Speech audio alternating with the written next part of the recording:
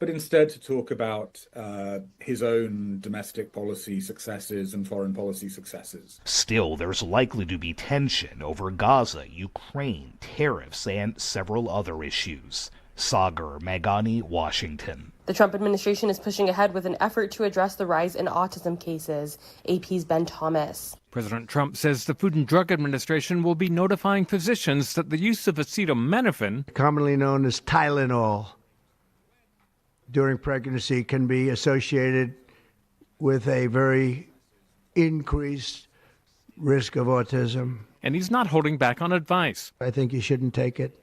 And you shouldn't take it during the entire pregnancy. They may tell you that toward the end of the pregnancy, you shouldn't take it during the entire. But the American College of Obstetricians and Gynecologists has long recommended acetaminophen as a safe option during pregnancy. There's really nothing new that is coming out as of this new announcement. Dr. Stephen Fleischman suggests isolating on Tylenol is misguided. There are so many reasons people take acetaminophen in pregnancy. So is it the acetaminophen, or was it the fact that the patient developed a fever from something else? A jury in New Zealand found a woman guilty of murdering her 2 children and leaving their bodies in suitcases for years before they were discovered. This is AP News. AP correspondent Charles de Ledesma reports China prepares for Ragasa, one of the strongest typhoons in years. While debris and fallen electric poles block roads caused by Typhoon Ragasa in Batanes province, the Philippines, southern Chinese cities have been scaling back many aspects of daily life with school and business closures and flight cancellations. The region is getting prepared for the typhoon that's already killed 3 people and led to the displacement of thousands of others. China residents living in flood-prone areas have put sandbags and barriers at their doors, while others have been taping windows and glass doors to brace for the strong winds. Many people had started stockpiling food and other supplies on Monday, while some Hong Kongers gathered on a promenade to watch waves as high as 6.5 to 9.8 feet splash onto the pedestrian area before the weather worsens even more. I'm Charles de Ledesma. I'm Haya Panjwani, AP News. This is 820 AM, WCPT Willow Springs, and streaming worldwide at WCPT820.com. We are Chicago's progressive talk, where facts matter. Now, your WCPT 820 weather update. From the Weatherology Weather Center, I'm meteorologist Jennifer Wojcicki. We'll see a few scattered showers and thunderstorms at times here for today, with partial sunshine developing and a high in the upper 70s. Winds out of the southwest at 5 to 10 miles per hour. Then for tonight, a chance for showers and storms, cloudy, a low near 64. By Wednesday, a slight chance for rain showers, cloudy, high of 71 degrees. Thursday, another slight chance for some rain, partly sunny, high of 73. That's your latest Chicago weather update. Currently, it's 68. Hey, Tom Harbin here. Mark your calendar for Wednesday, October 15th at my favorite deli restaurant, Max and Benny's in Northbrook. I'll be there talking about and signing copies of my newest book, The Last American President. This is a free event for all my WCPT listeners. Just register on WCPT.com. Attendance will be limited to the first 100 people, so please go to WCPT.com to register today. Max and Benny's, 7 p.m. Wednesday, October 15, 461 Waukegan Road in Northbrook. Tag, you're it. This is WCPT 820, where facts matter. Welcome to Choose Views with Richard Chu. Get ready to dive into a world of insightful conversations and thought-provoking discussions. As progressives, our job is to have an all-inclusive, full-on assault with all of our players. A show that focuses on moving our political, social, economic, gender, and cultural conversation forward. And all of our players means all of our players. It's Choose Views. And now, here's your host, Richard Chu. Good Tuesday morning, progressives. Chins up and shoulders back. Yes, it's time to fight and stay in the fight. Welcome to the September 23rd, 2025 edition of Choose Views. 773-763-9278. Find my show on Facebook Live, TuneIn Radio, Heartland Signal, and YouTube. You can email me at richard@WCPT820.com. Follow me on Instagram, X, LinkedIn, Facebook, Blue Sky, Threads, and Substack. And you can catch all of our shows by subscribing to our WCPT podcast on Apple Podcasts, Spotify, and, of course, iHeartRadio. There you can get Choose Views, short versions and long versions, also known as featured interviews. Joan Esposito, live, local, and progressive, driving it home with none other than Patty Vasquez. The Big Picture with Edwin Eisendrath, Out Chicago, and our other shows and interviews. Always great to have you guys tuning in to our other shows and programming. Make your way over to heartlandsignal.com. Great articles. We get a full day today, so I got to keep it moving and not get sidetracked, because I'm very easily going to get sidetracked this morning. Devin and I were joking around, and I'm chew gum often, and I was chewing gum before the show, and I said something silly about can't be chewing on the air, and Devin looked at me like, was that a joke? And then he started laughing. Anyhow, our guests include today Deepa Lounsbury with LabStart, part of the Clinton Global Initiative, and looking forward to chatting with her in the 6:30 hour. Professor and Dr. Alonzo Plough from the Robert Wood Johnson Foundation, and talking about the environment as well. And then Liz Pancotti from Groundwork Collaborative will be here to talk with us in the 7:30 hour about the budget, what's happening in Washington when it comes to economics. So looking forward to each of our three guests this morning. So we got to keep it moving so that we can get everything in.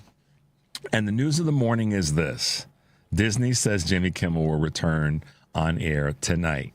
So I'm just curious to see what the ratings will be, Devin, for tonight's show. We may get into this today. We may just wait till tomorrow and talk about it. But that being said, the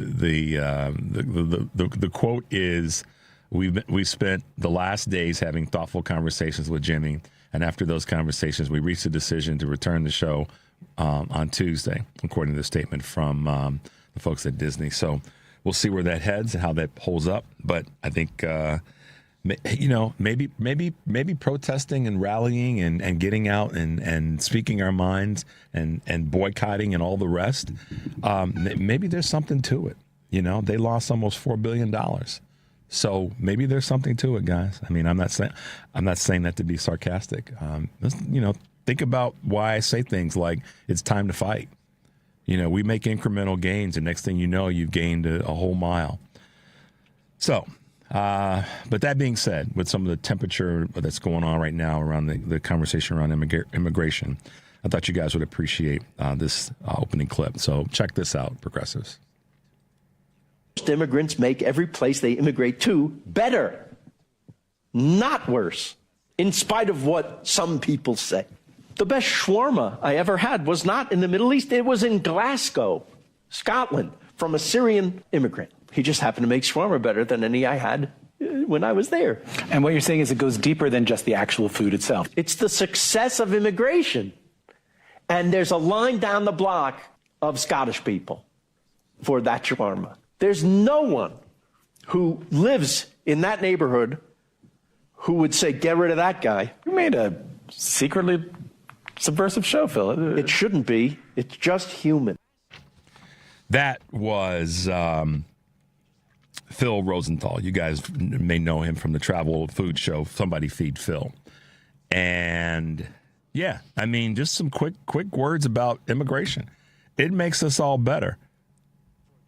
Because if we want to take a spiritual perspective on this, if what the Christian voices want to say about Christianity, and by the way, this Christian nationalism craziness is a Klan rally that took place on Sunday. That's not about the Christianity that so many of us globally know. Let's just be honest. Okay, let's just be honest about that, or the faith that we all know, whether it be Muslim, whether it be Jewish, whether it be Buddhist, whatever. The point I want to make on this as it relates to what Phil said about immigration makes everything better is if, based on this tenet from the Christian right or Christianity, that we're all, quote unquote, God's children, whoever your God is, if we're all of that making, then how in the hell are you going to create a scenario where God's children moving from one part of the planet, which is all of our planet, to another part of the planet is a bad or wrong thing? And where does someone get off saying that people are illegal and people are this and all these things? It's always a power struggle. It's really not about the people per se. They're where they come from necessarily. I know that certain groups catch more hell than others, particularly those of color or that ones that don't speak what people want to say is the common language, quote unquote, English. But in fact, that's not the most spoken language on the planet. You can look it up. But if we are, deemed as all God's children, for those who on the Christian tip want to say that, then, you're mistreating God's children. Yet alone all the cultural things that come from it, all the beauty, all the wonderfulness. I'm making up that's my word. I mean, let's just be flat out honest. It's a power struggle, and it oftentimes comes from people who don't look like the folks that are migrating to a different part of the world. And in many cases, it's for it's to sustain their lives or to make their lives better economically and health-wise and all the rest. That's really what it's all about. It's about people trying to find a way to a better place. And I kind of thought that if we want to get really spiritual for a moment, that when the universe breathed life into all of us, that it was about our lives being better. Just the fact that if you want to go down that path, that life we had life put upon us, put into us. It wasn't to make our lives worse or make that existence worse. It was to make it better. So when we talk about immigration, we talk about migration and movement from A to B to C to, whatever. In my mind, in my heart, that's what that's all about. And, I'm not trying to be some, biblical or Torah or, any book of faith, expert, the Quran or any of the other great books of faith and spirituality. But the thing that makes us, that brings us all together is the shared, the commonality of improving our lives and making our lives better and making the lives of those around us better. Now, I know I'll be the first to say I can get pretty, harsh about certain things and how they're being handled by our government, federal government particularly, and those on the right specifically. I have no problem calling out the things that I see on the right or the left. You guys know that. When it comes to things like, folks trying to move to a better place to get to a better lifestyle, I think we should all be willing to embrace that and find out ways in which we can help it. And right now, the United States is really, not doing a particularly good job in that space. And this current administration and candidly previous administrations may have fumbled the ball, but we certainly haven't kicked it, we haven't kicked it away and over the cliff. And this current administration is failing in that space and how they're treating people. It's ugly, and it shouldn't be that way. They should be ashamed, but they don't have any shame, which if they were really true Christians, they would have some shame. Think about that for a second, MAGA, GOP, Republicans. You should be feeling some shame for the way in which you're treating people right now in this country and what the administration that you support is doing to treat people. So if you really were following those universal principles, there would be some shame in your game, but there's clearly not. There's clearly not. And so let's take a word of thought from Phil Rosenthal about, immigration and the migrant communities, the folks that are trying to get from A to B to a better place, aren't doing it with the intention to harm, but to improve their lives. And along the way, bring some cool cultural things, some cool, food things, and which is part of the culture, some cool dress and clothing and dance and music and art and math and science and all the rest of those things, and spirituality to improve the situations that we are all in. maybe some better angels called money. Don't get upset about the way I phrase that. Maybe Disney realized that they needed to stand and put some steel in their spine. Don't know. Maybe it was all economics. Don't know. But I will say that fighting for a better place for all of us is what we all have a responsibility to do and grab onto for our, all of our common good and improvement. So a little preachy. That's where I am this morning on that topic. But with the goal of being to improve where we are. Some of the people we're going to talk to today are going to be about improving our environment, protecting our environment. So we're looking forward to chatting with them. We're going to take a quick break. You're listening to Choose Views on WCPT AM 820 Chicago, WARR 1520 AM, and 103.5 FM from Warren County, North Carolina. I'm Richard Chu. We'll be right back.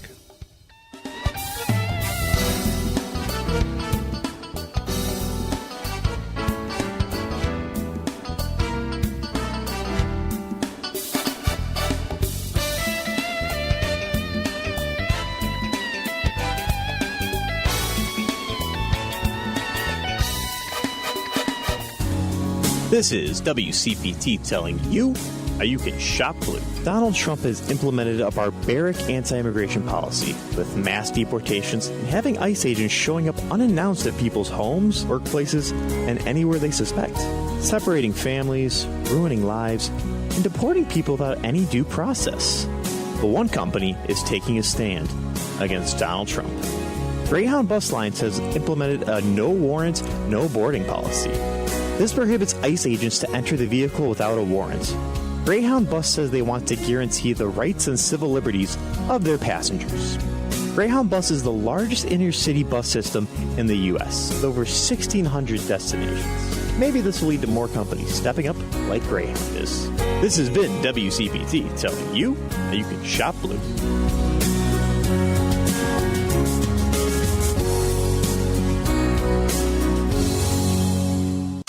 This is WCPT 820, where facts matter. Welcome back to Choose Views with Richard Chu. Hey, guys. Welcome back to Choose Views, 773-763-9278. By the way, that's the Credo mobile phone and text line. And WCPT listeners now get 25% off for 2 years at Credo Mobile, with the code WCPT25.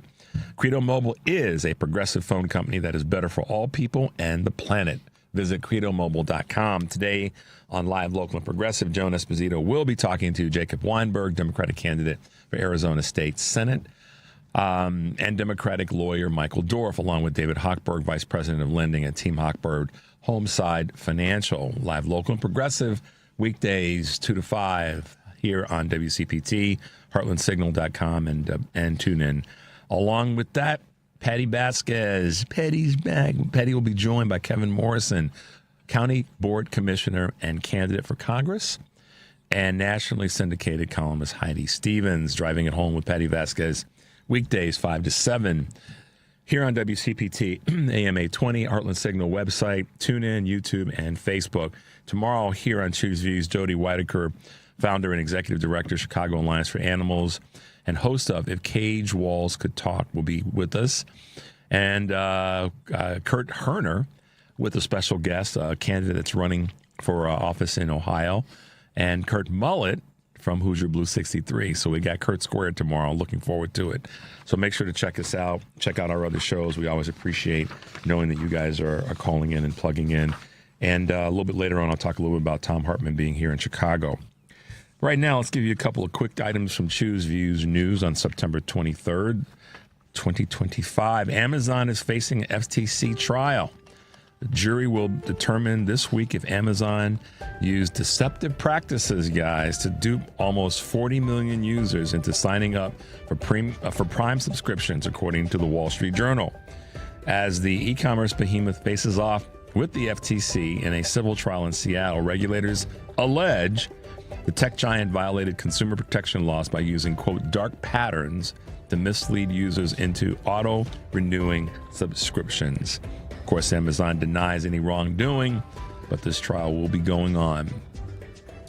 Will H-1B fee fee for visas hurt U.S. workers, while the White House expects that its new $100,000 fee on H-1B visas will give American workers a leg up in the lucrative STEM fields. Many experts fear the move will stifle innovation and curtail entrepreneurship.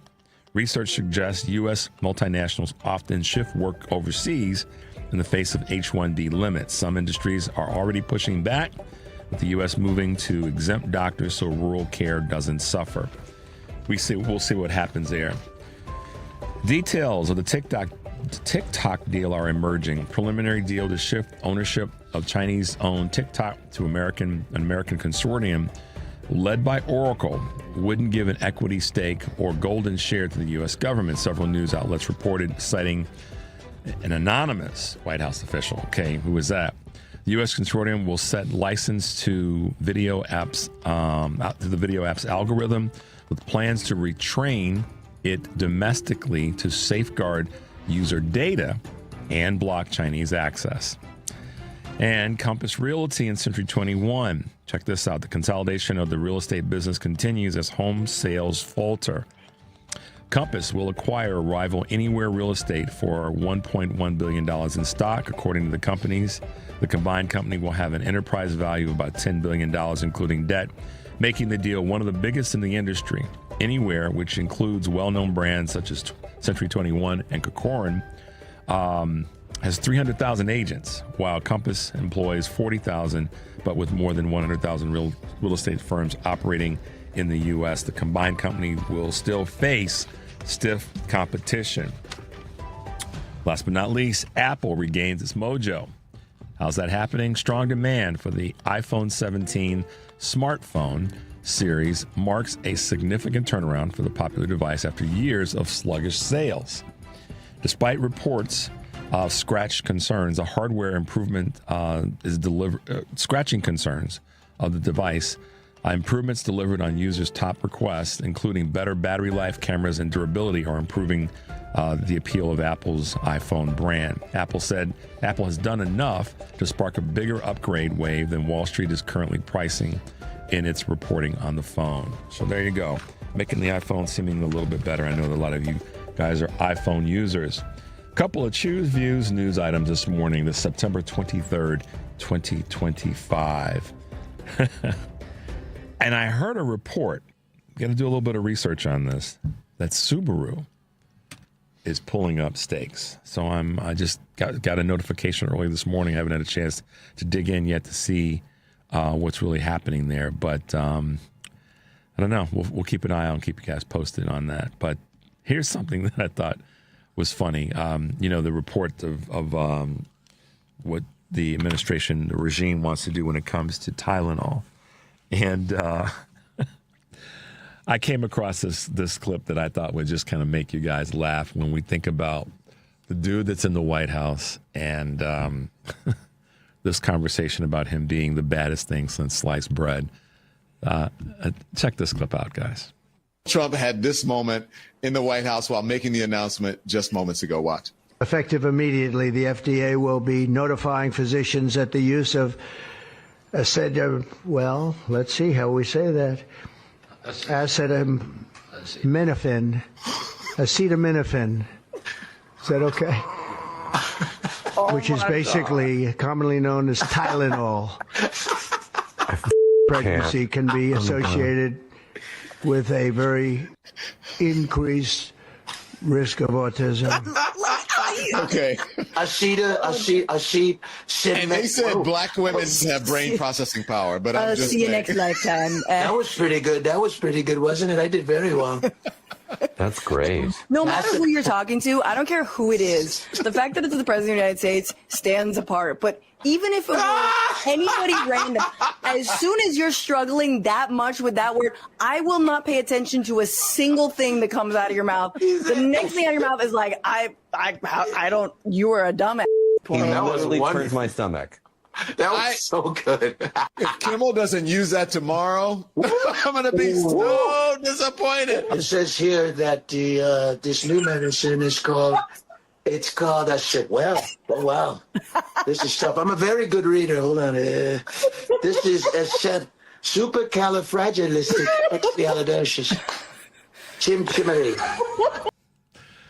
So if you guys want this clip, just email me at richard@wcpt820.com and I will send it to you. I am not picking on anyone that has any issue with speech or reading or anything of that nature. So let me get that out of the way. I just found it hilarious. Don Lemon, comedian Godfrey, and a few others. And I do hope that he does use it, that Jimmy Kimmel uses it tonight. I don't know. We might be back where we were in a matter of hours. But in a time when we're all stressed about all the craziness that's going on, and what we're trying to do is find ways, to a better place and get the right people in leadership. It made me laugh, and I hope it'll make you guys laugh as well. So anybody that wants it, you email me and I will send it to you. The part that's hilarious about it to me is watching the comedians and Don Lemon in his unbridled way just make a point in the space of the humor behind this. They're making a really good point, and that's this: we've got folks on the right, and the conversation we've been having the last 2 weeks about a guy that said that if I get on a plane and there's a black pilot, I don't want to get on that flight or whatever, and other comments that person made about black people and particularly women, and the dude in the White House has made comments about black folks as well, and women, and brain power, or the lacking of, and the other things, and DEI and all the rest. This fool gets on I read a lot of copy. I go through a lot of, Devin can tell you, all the guys here and the folks in the studio will tell you, I have a table full of material every day that I read through as best I can, word for word, prior to coming on the show. So the day before. So there's a little bit of practice and preparation that I must go through to do as good of a job for you guys as I possibly can. And any time I've given a speech or a presentation in public, Devin, where I'm at a podium or I'm sitting on a dais and there's something that I'm going to read that's important to the subject matter, like a word that might be tough. And you and I have experienced this when there's a name of a guest. What was one of the first things I did this morning with one of our guests? We both said it out loud. So we practiced a little bit in advance, just a tiny amount, to say the word acetaminophen. Maybe 2 or 3 times before I walk on stage. And so as much as there's laughter and humor in this situation, and we all are susceptible and none of us are immune to having a moment, I'll be the first to say that. That's why I own Cleanup on Aisle 7.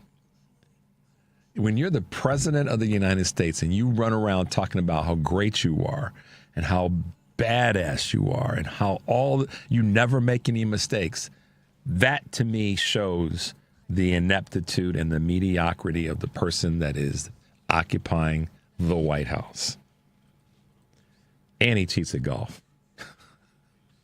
So anyhow, I'll send you the clip. Richard at WCPT820.com. We're going to take a break. 773-763-9278. You're listening to Choose Views on WCPT. AM 820 in Chicago, WARR 1520 AM and 103.5 FM from Warren County, North Carolina. I'm Richard Chu. We'll be right back.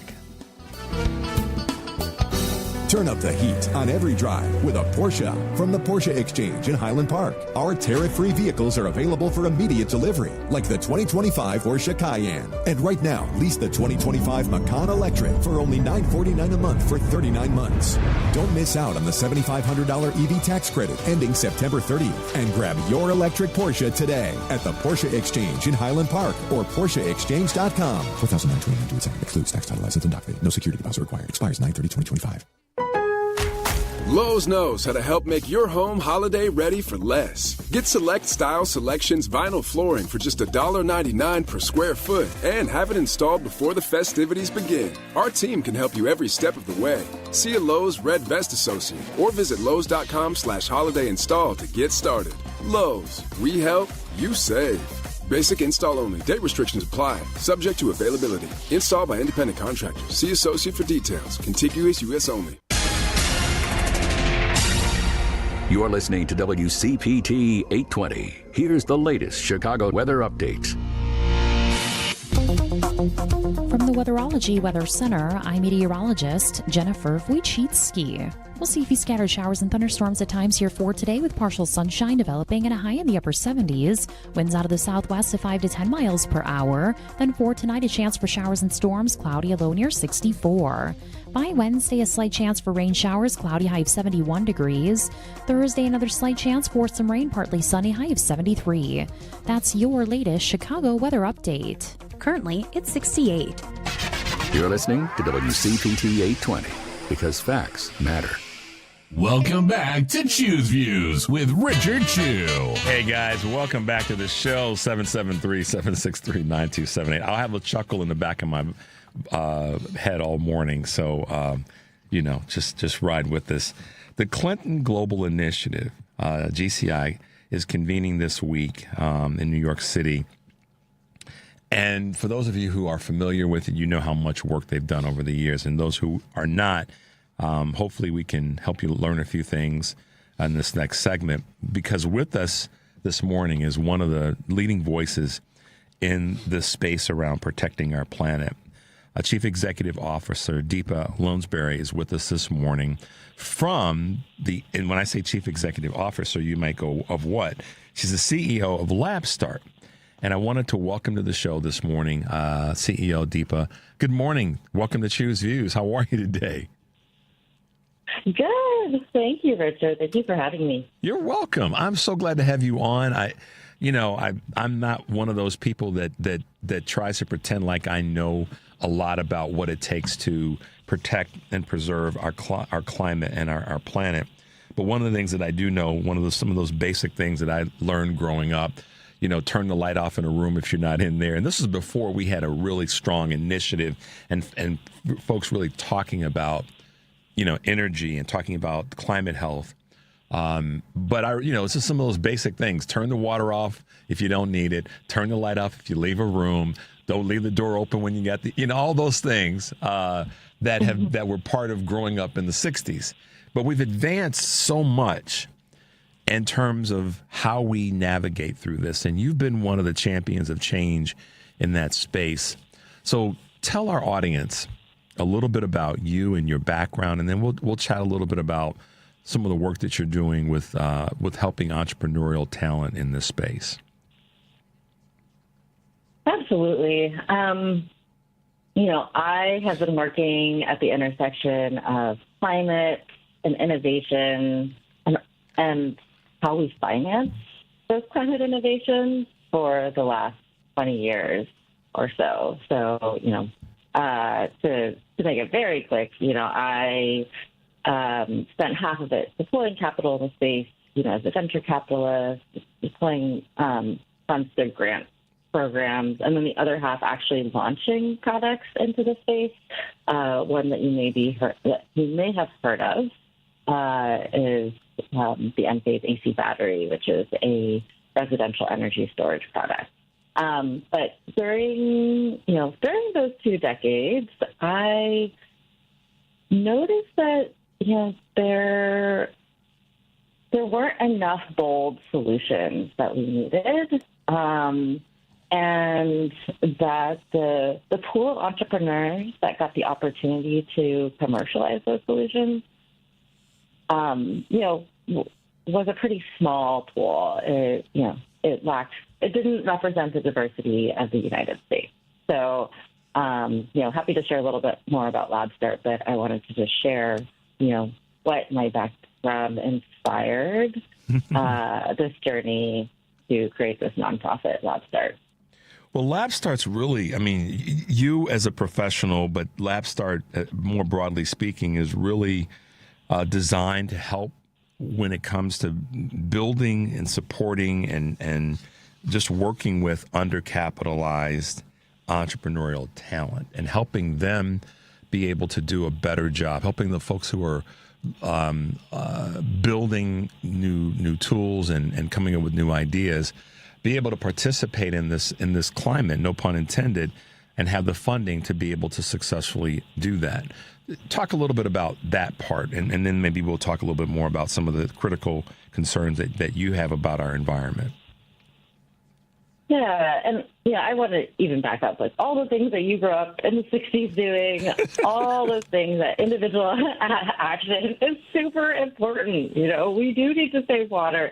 We do need to save electricity. We do need to think about how, our individual actions impact, our communities and our planet. But the other part of this is that, and I know that everyone has seen, the solar panels go up and the wind turbines go up and, energy efficiency technologies around them. So the world has changed in ways that have made it easier to, for example, save electricity. There are more things you can do than turning off the light switch. But the reality is that 40% of the solutions we still need to meet our 2050 climate goals and basically create a planet we can still live on have not yet even started that commercialization journey. And we as Americans, we have decided to invest billions of dollars into our national labs that have created, help create cures for cancer, but also a lot of environmental technologies. And so 40% of those solutions we actually have sitting on the shelves of our research institutions. Wow. And in fact, we have 30,000 climate-related patents that, still have, and many of them haven't yet started the transition journey. And those scientists, many of them have the opportunity to partner with entrepreneurs, ones that are in industry, the ones that are, maybe the electricians and maybe the entrepreneurs who have commercialized other things. So I'm bringing it back to this is our opportunity. We have a gold mine of innovations that we can use to save the planet. Now we need to get them out, and the key is the entrepreneurs. Why are the entrepreneurs a key to this development and this progress? What's your explanation or thoughts around that?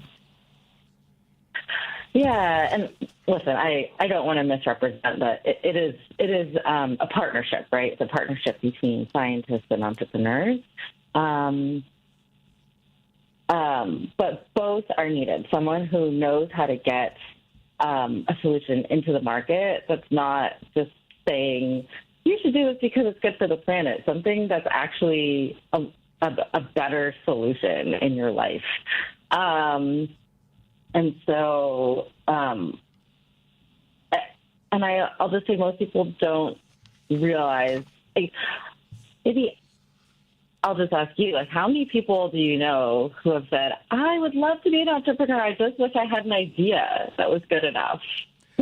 Well, I'm probably in a rare, not a rare group, but in a group that does get that question a lot because, in my other life as a financial advisor, I do talk to a lot of people who are entrepreneurs and built their own businesses and are independent in their work. So I get your question.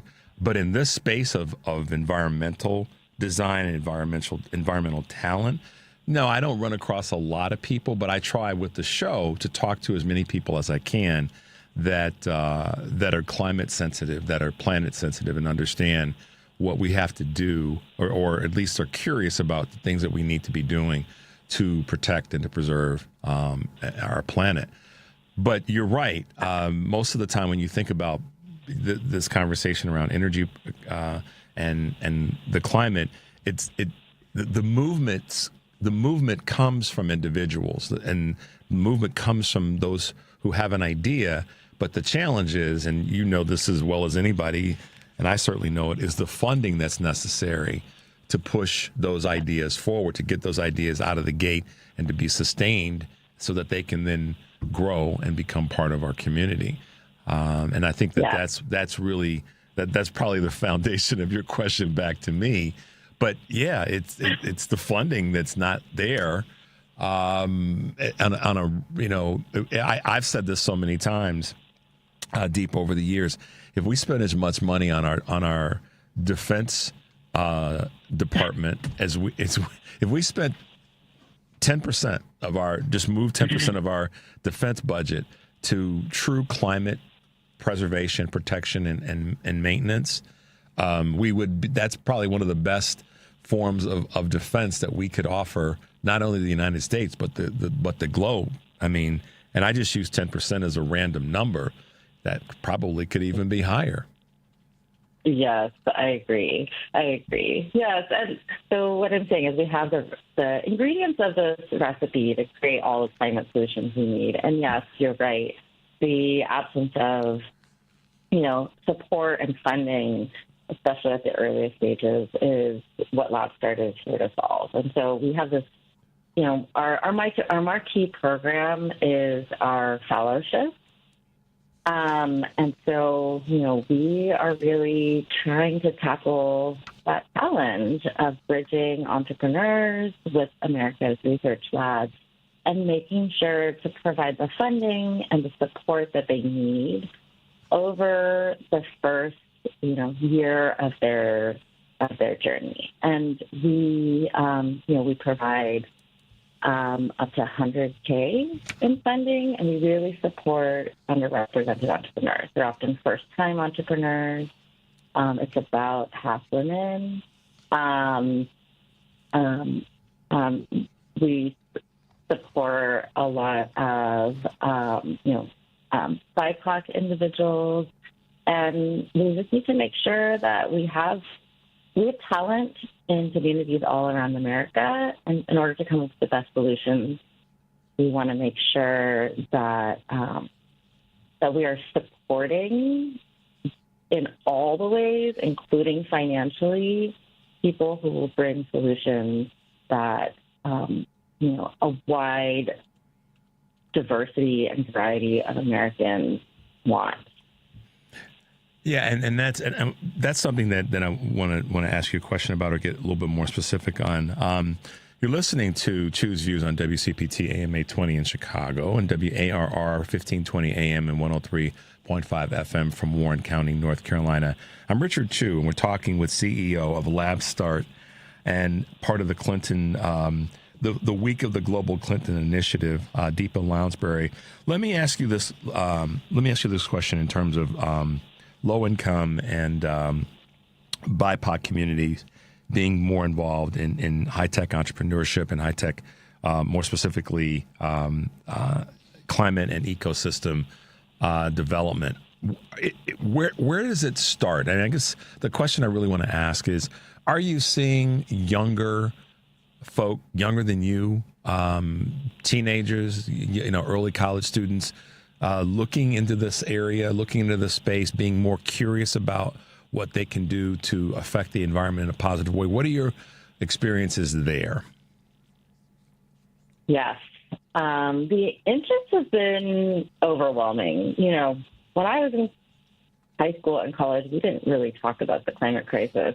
I feel probably the same happened for you, Julie, but those who are, young adults are very aware that, that we as a society and they as individuals have the power to, to do something. And so, we have an application. We were overwhelmed by applications.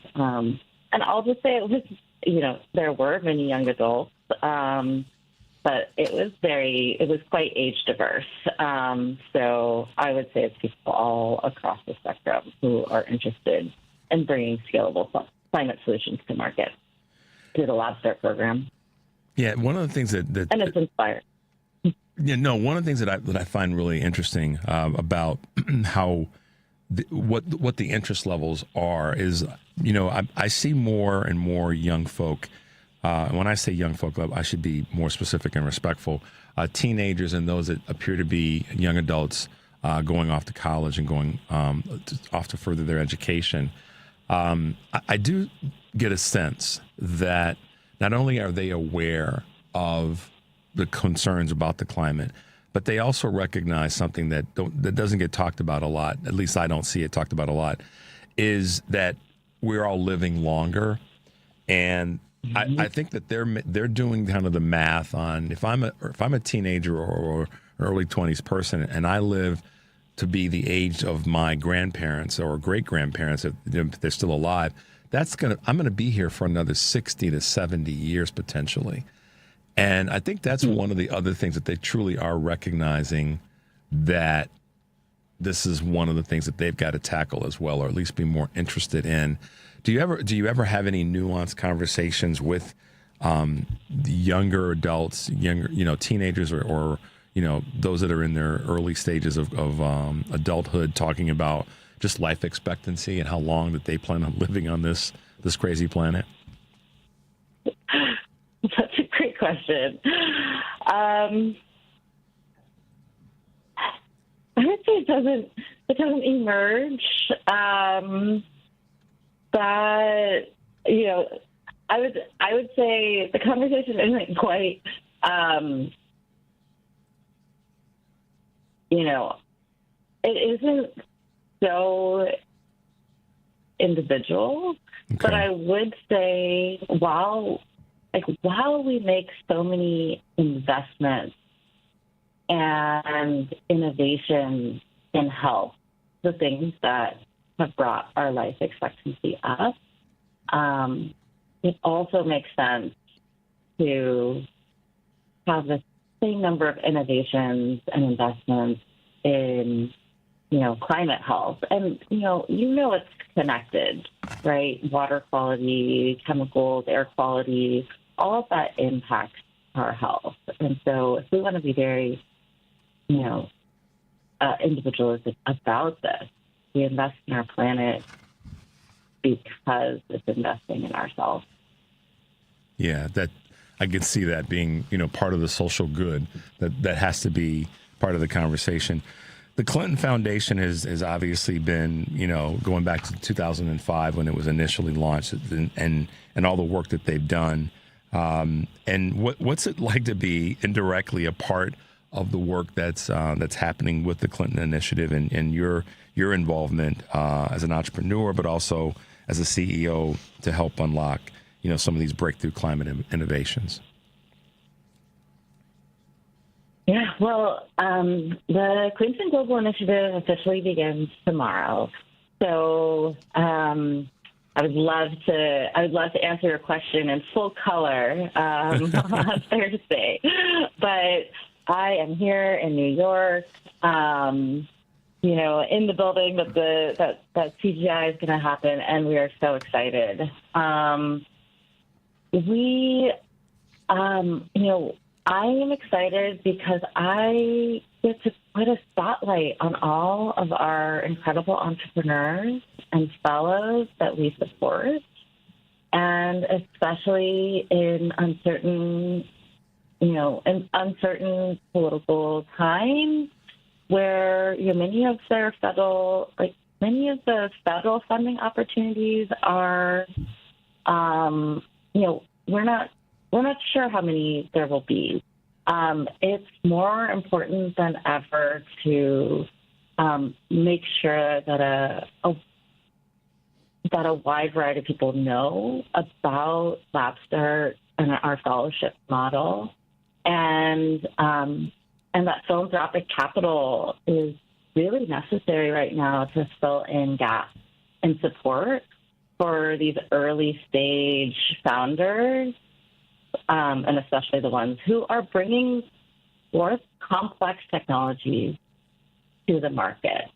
And so we are excited to, have the stage and a spotlight for a second, not for me, but for everybody that we support, because, our our founders, our entrepreneurs, they're the ones who are, the fearless, intelligent ones that are bringing, our clean energy, clean water,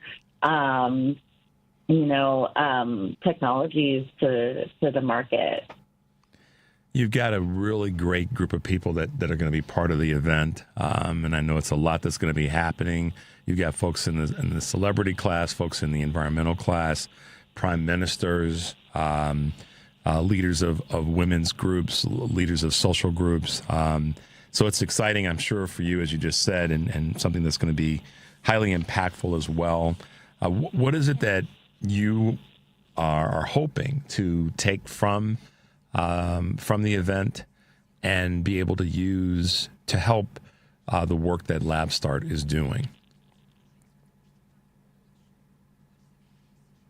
Yes, and you're absolutely right. This is a pretty star-studded in every way event. I am hoping to raise awareness of LabStart, of the gaps in early stage climate technology entrepreneurship, and really look for partners. Partners in every way. Philanthropic partners, but also folks from the public sector, because we have a chance to, not only create the solutions that we need, but also to utilize the $1 trillion opportunity that is climate technology to create pathways to wealth for all over our country and honestly all over our world, our whole planet. And so, we're just a 5-year-old nonprofit, and for us to have this chance to, really, to put the spotlight on all the hard work and on a gap that maybe not that many people are aware of is really exciting. That's exciting. Good to have you with us this morning. With LabStart CEO Deepa Lounsbury, I'm so glad you could make it this morning. I know you've got a busy couple of days. For the folks that are interested in getting involved and want to find out more about you and follow you, how can folks follow and find you? Thank you for asking that. Yes. There are so many different ways to partner with LabStart. Funding, mentoring, your expertise, your connections. And so the simplest way is to go to our website at labstart.co, LABSTART.co. And we would be happy to welcome you into our world. Fantastic. Thanks for being with us, Deepa. We appreciate you taking the time out, and we look forward to chatting with you again.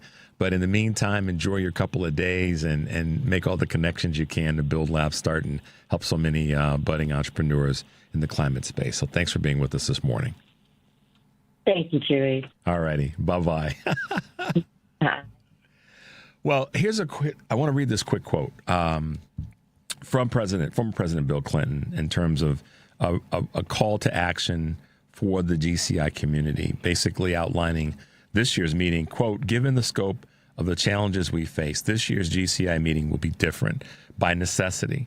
We need to redefine how we show up, how we work, and how we find ways to honor our common humanity. And I said earlier about the common humanity of who we, I guess, how do I want to rephrase this or phrase this again, who we say we are. And this planet that we live on and this migration that takes place on the planet is actually something that we can affect in a positive way if we take care of the planet. A lot of people migrate from different parts of the globe because of what's happening to the environment where they live. That's a big part of it. So as a national issue, yes, but as a global initiative, and that speaks to the Clinton program, we all have we all have a major amount of skin in the game in this conversation. So what's happening this week with the event in New York and the industry leaders that are gathering there, I wish I could be there actually just to sit and listen and learn. But it will be a pretty star-studded group of people that are there from across the globe, from different countries and different groups, to speak on what the climate is doing and what we can do to, as I like to say, kind of put some guardrails up right now, and then put the money and the energy behind the efforts to make sure that not only are entrepreneurs able to bring new ideas to the table, but the ones that are out there now that are working can be furthered. So good luck to the folks that are going to be there these next couple of days. And I'm glad we were able to have Deepa with us this morning. So check her out, Deepa Lounsbury. Last name is spelled Lounsbury. And the organization is LabStart. So check them out. Let's take a quick break. The number is 773-763-9278. You're listening to Choose Views on WCPT AM 820 in Chicago and WARR 1520 AM and 103.5 FM, Warren County, North Carolina. I'm Richard Chu. We'll be right back. This new Wendy's Frosty flavor is way too exciting to keep under wraps. It's a brand new, first-of-its-kind flavor. Get this, pumpkin spice. I know, right? It's so good. It's rich, it's cozy. It's the perfect flavor for some fall frosty time. Watch, everyone will see it and jump on the bandwagon. Grab a never-before-seen pumpkin spice frosty or pumpkin spice frosty cream cold brew today when you choose wisely. Choose Wendy's. Limited time only. Participating U.S. Wendy's. Vanilla Frosty is temporarily unavailable. Greece is cheap. But the airfare costs a fortune. Paris? Not much closer. And again, airfare... What about Puerto Vallarta? Let's face it, flying anywhere is just too expensive. Wait, what's this? Low-cost airlines. With one call to low-cost airlines, you'll drastically slash your travel costs. We're talking insanely low airline prices to any of your favorite destinations. Where would you like to go? London, Rome, Costa Rica, Australia? Wow, that's cheap. So why wait? Call now to learn how crazy cheap it is to fly anywhere in the U.S. or international. Our prices are so low, we can't publish them. The only way to get them is to call to instantly hear the most amazing best deals on airline travel. It's that easy. So call now and start packing. 800-708-3091. 800-708-3091. 800-708-3091. That's 800-708-3091. Protect your liver and give it the support that it deserves with Active Liver from New Nordic. Find Active Liver in stores at your local CVS, Meijer Grocery, or online at Amazon or NewNordicUSA.com. AP News, I'm Haya Panjwani. President Trump is scheduled to address the UN General Assembly later this morning. In an AP interview, International Crisis Group UN Director Richard Gowan says Trump seems to like his General Assembly appearances. He always likes to get the attention and get the applause from other leaders. And I actually think that Trump will be coming to New York not to berate the UN, but instead to talk about his own domestic policy successes and foreign policy successes. A federal judge has overturned a Trump administration funding cut. AP's Mike Hempen reports. A federal judge orders the Trump administration to restore $500 million in federal grant funding to UCLA. U.S. District Judge Rita Lynn has issued a preliminary injunction saying the government likely violated the Administrative Procedure Act. That requires specific procedures and explanations for federal funding cuts. UCLA says the Trump administration suspended $584 million in federal grants over allegations of civil rights violations related to anti-Semitism and affirmative action. Last month, Lynn issued a ruling that restored $81 million in grants to UCLA. The Trump administration has used its control of federal funding to push for reforms at elite colleges that the president thinks are overrun by liberalism and anti-Semitism. I'm Mike Hempen. At a news conference yesterday, White House Press Secretary Caroline Leavitt said the Trump Justice Department shut down a bribery probe started by the Biden administration against Tom Homan. They found zero evidence of illegal activity or criminal wrongdoing in the White House, and the president stand by Tom Homan 100% because he did absolutely nothing wrong. More on this story on apnews.com. This is AP News. The Trump administration is pushing ahead with an effort to address the rise in autism cases. AP's Ben Thomas. President Trump says the Food and Drug Administration will be notifying physicians that the use of acetaminophen, commonly known as Tylenol, during pregnancy can be associated with a very increased risk of autism. And he's not holding back on advice. I think you shouldn't take it. And you shouldn't take it during the entire pregnancy. But the American College of Obstetricians and Gynecologists has long recommended acetaminophen as a safe option during pregnancy. There's really nothing new that is coming out as of this new announcement. Dr. Stephen Fleischman suggests isolating on Tylenol is misguided. There are so many reasons people take acetaminophen in pregnancy. So is it the acetaminophen, or was it the fact that the patient developed a fever from something else? Ben Thomas, Washington. I'm Haya Panjwani, AP News. This is 8:20 a.m. WCPT Willow Springs and streaming worldwide at WCPT820.com. We are Chicago's progressive talk, where facts matter. Now your WCPT 820 weather update. From the Weatherology Weather Center, I'm meteorologist Jennifer Wojcicki. We'll see a few scattered showers and thunderstorms at times here for today, with partial sunshine developing and a high in the upper 70s. Winds out of the southwest at 5 to 10 miles per hour. Then for tonight, a chance for showers and storms, cloudy, a low near 64. By Wednesday, a slight chance for rain showers, cloudy, high of 71 degrees. Thursday, another slight chance for some rain, partly sunny, high of 73. That's your latest Chicago weather update. Currently, it's 68.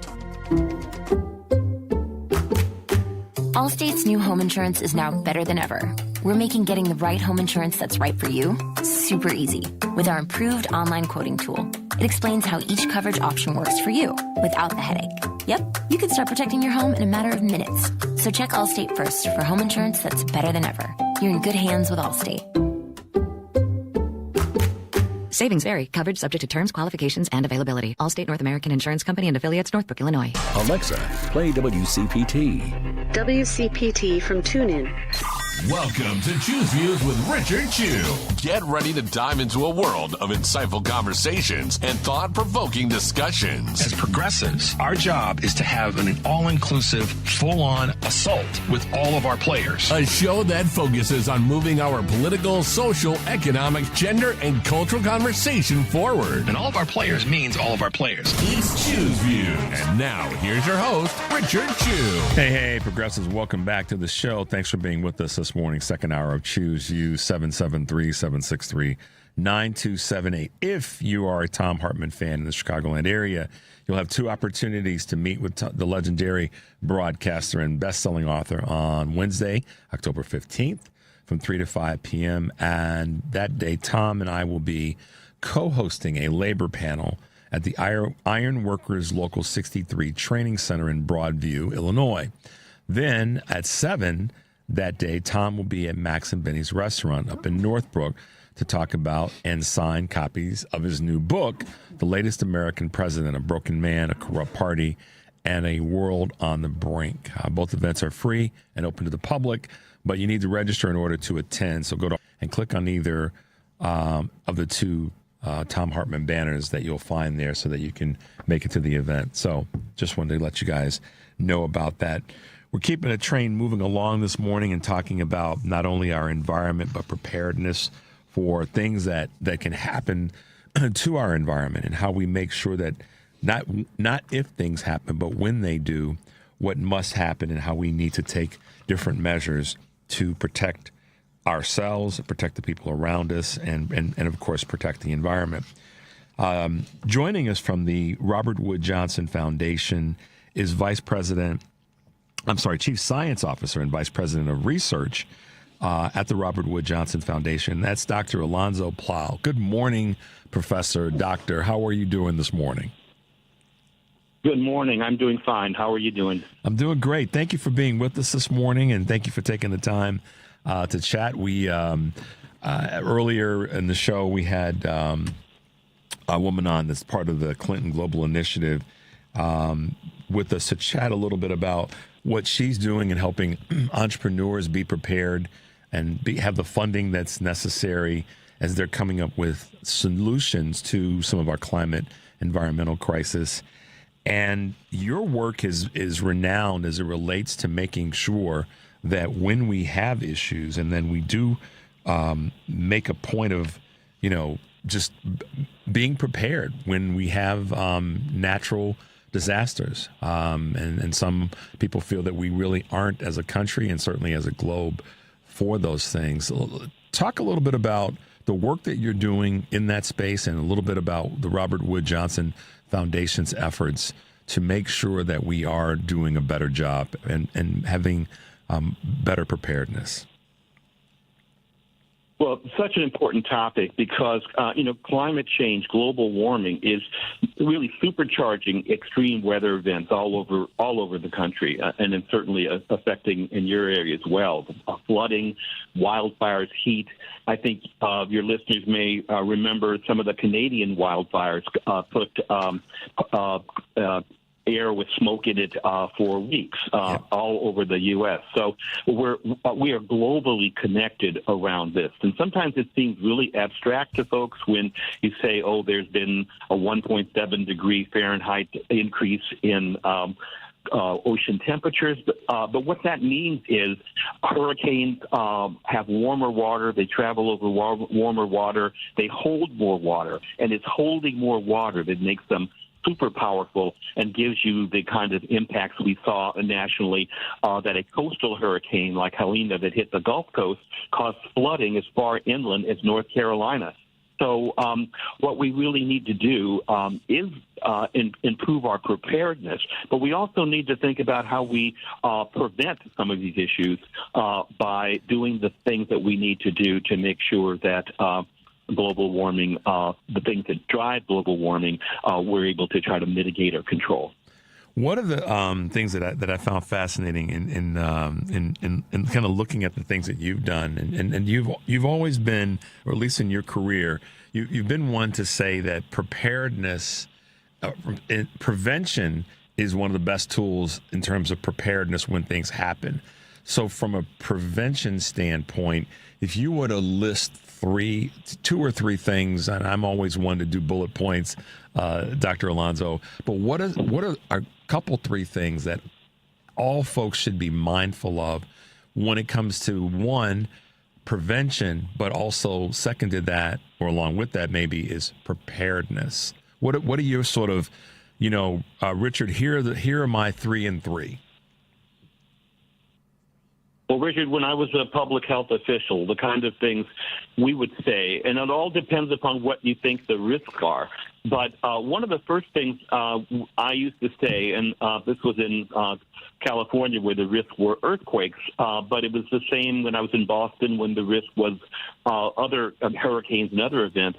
Often when there's a large-scale disaster, sometimes your neighbors and your own preparedness are going to be the first response. So the first thing is know your neighbors and have a family plan. So because your fire and police departments are going to be really hard pressed and can't get to everybody right away. So the first thing is have a family plan, an individual plan. Know your neighbors because often your neighbors are going to be your first responders. That's the one thing I would say on preparedness. The second thing is that there need to be strong local communication efforts. It's why we're so concerned with cuts to PBS and cuts to FEMA's communication ability and cuts to the National Oceanographic Administration, listening to early warning systems, quite concerned that those early warning systems and that messaging that often would come from the federal government, some of the funding from that has been eliminated. So what we need to do is make sure if those federal warning systems aren't there, that our local broadcasters like you are getting these emergency messages out around where to go. That would be the second point. And then the third point would be particularly concerned about your neighbors or your family members who are particularly vulnerable. The elderly, people with underlying chronic conditions, diabetes. When the power goes out with a bad storm, people who are oxygen dependent and need electricity to have that oxygen, be aware of family members and neighbors who, when the power goes out, they are at extreme risk. And one of the things I used to do when I was a public health official was work with local governments to make sure they knew where those people lived so there could be emergency responders to get that power back on in those areas.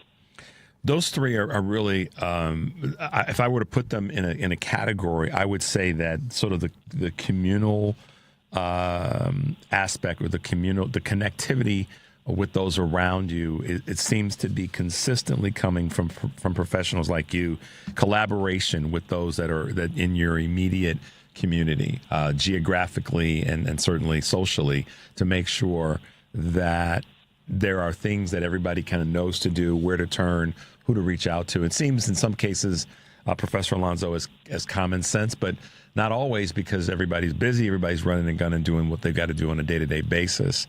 I didn't even think about what you just said, and thank you for reminding our audience here and throughout the country about the importance of what local broadcasting has when it comes to notification and preparedness as it relates to the federal budget and public broadcasting. I didn't make that connection, but thank you for helping us understand.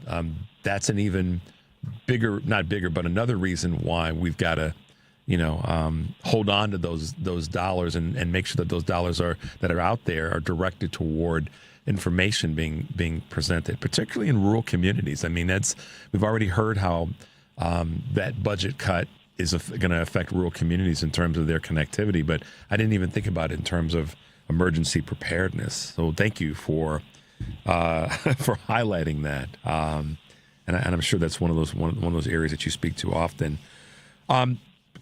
Communities of color, communities of for lack of better words, lower income communities are particularly impacted by some of the climate change issues that we all are experiencing. What are some of the things that you're seeing there? Maybe some of the good things that might be happening in communities that have heretofore been ones that are on the lower end of the spectrum of preparedness. Yeah, that's such an important point to remember.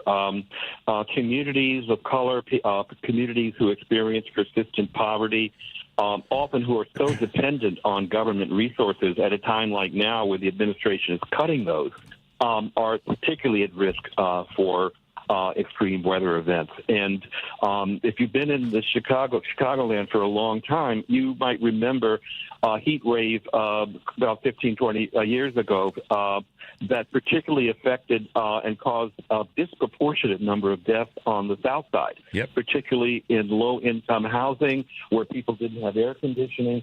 And for those of us in public health, that impact of heat and that disproportionate effect on people who are living in substandard housing on the South Side of Chicago, that's kind of a warning story for all of us in public health about the disproportionate impact of heat on marginalized populations. So it's really, really important. These federal cuts to fair housing and emergency energy assistance that would, and actually just building public housing and strengthening public housing so residents are protected against extreme weather events. Those cuts are going to exacerbate the risk that those folks are going to have, even beyond what they were when that extreme event, heat event, happened in Chicago. And my wife's from Chicago. I know how hot it gets there, and People always think even hotter. Doc, people always think Chicago is cold, and it is, but people forget how hot Chicago gets and can be very extreme, hot and humid. It's I mean, obviously I'm from Chicago, and I've been blessed to live all over the country and go to all 50 of our states. But one thing for sure about Chicago, if you can live here, you can live pretty much everywhere, because we get every weather pattern you could imagine in in northern Illinois, Chicago specifically, but certainly in northern Illinois. So let me ask you this question as it relates to, and this is where my mind goes sometimes. I think about the domino effect of bad policy and bad decisions on any political level, but on a federal level right now, the lack of attention toward our climate and lack of attention toward funding for bettering our climate is absolutely just horrible, because I look at what happens to the cost of goods. So, for example, and I know you know this, and you probably put together many projects on this, is how it affects how the climate's challenges and changes affect the cost of goods that are grown in this country and that we don't import, but that we actually do grow, and how that's impacting our farming communities, and that's impacting our growing communities. What are some of the things that you're seeing in that space? Well, the impact particularly of extreme weather events, and they'll cut both ways. Excessive rainfall and excessive droughts, right? Because climate change affects the whole continuum of weather. It has a tremendous impact on agriculture. In your state, in southern Illinois and other parts of the Midwest that are the breadbasket for the country, even the world, these weather extremes that have changed the cycles and the crop cycles. And have created real problems for the agriculture sector. Again, critical impact on food supply. The other thing we worry about, and you mentioned earlier around the I like that your term, the domino effect. The administration has removed the focus on the effect of health on workers. Agricultural workers in many states are out there in the summer picking crops that feed us all, and they need to be protected. Outdoor workers, construction workers. So it's really a tragedy that right now the administration has rolled back the consideration and the implementation of a safe heat environment for our critical outdoor workers, whether it be construction workers or farm workers. So this ripple effect of how I would just say bad federal policies that don't protect the public's health affects a lot of different sectors of food, affects our food supply. And again, that's something that I think folks need to know a little bit more, because again, sometimes these legislation and cuts, they seem abstract. It's not clear like what it means to me, but I think, these things mean a lot to just us regular folks. Yeah, it's sort of the proverbial, it's not in my neighborhood, it's not in my backyard. So, we're all all of us are susceptible to having a little bit of a disconnect. A lot of local leaders here in Illinois and Chicago are stepping up, and I know this is happening in other parts of the country, given what's happening from the federal level, are stepping up to do more to get to bring awareness and to help folks understand that we all have a stake in this, and we all have to make sure that we are doing our part to improve in this area. You're listening to Choose Views on WCPT AM 820 in Chicago, WARR 1520 and AM and 103.5 FM from Warren County, North Carolina. I'm Richard Chu, and we're talking with Dr. Professor Alonzo Plough, who is one of the leading voices with the Robert Wood Johnson Foundation, and specifically talking about tackling climate change and extreme weather risks throughout the country. Professor Alonzo, I wanted to ask you this question about how, and this is probably a touchy subject for many people, but our planet has more people on it than it did when you and I were in high school and college and even prior to that. How is that impacting our climate? How is that impacting, and I'm asking an open-ended question because I don't know the answer, but how is that, and what does that do to our sustainability on this planet? Well, I just got yesterday. I was in New York City for Climate Week activities and the start of the UN General Session, of which there are many meetings and side meetings about the global impact of climate change on health. And I was particularly with a group of other foundations who are all work in deeper international foundations and U.S.-based foundations about this issue and what we can do collaboratively, because this is a cross-sector problem. It's going to need to involve all of us. I think the relationship between the growing population relates to the pressure that climate change puts on agriculture. So when you combine a growing population and stress on agriculture, where crops and droughts are making the yields smaller, then you're having famine and death. Those famines related to extreme weather events globally are an underlying factor in international strife and in internal warfare, particularly in certain parts of the African continent.